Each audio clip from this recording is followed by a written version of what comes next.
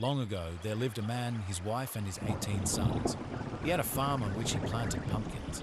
There was great famine in the land, and he had to leave for a far land to fend for his family. Before he left to the faraway country, he told his wife that she should never cook the pumpkins for the family, because if she did, the children would die. The famine became so severe that the wife could not just sit and watch her children die.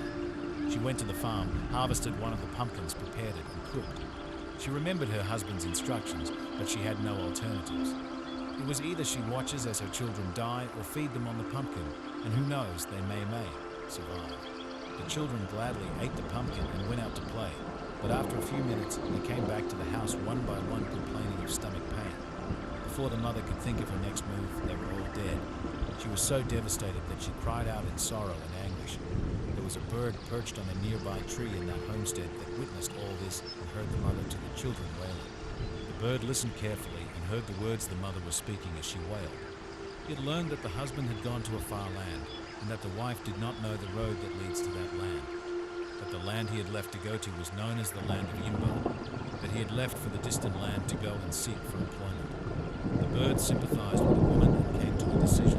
It was going to help her. It knew where Yimbo was, and it knew the man because it had always seen him in his farm. It was going to Yimbo to search for him and inform him that his children had died. The bird then flew all the way to Yimbo, flew around the village until it spotted the man in a farm plowing. It then perched on a nearby tree and began to sing. The bird sang and sang, hoping to attract the attention of the father to the children. Since he did not understand the communication of the bird, he got bored with it, left the farm where he was plowing and went to his house. He did not realize that what the bird was trying to communicate was important to him. On the way to his house, the bird kept flying overhead and singing. When he reached his house, he sat down to rest, but could not because the bird was still singing. He went into the house, prepared a meal, and sat down to eat. The bird flew to the windowsill and started singing. The man was so troubled that the memory of his 18 children and the pumpkin crossed his mind. He hurriedly left the house and began to trek to his home.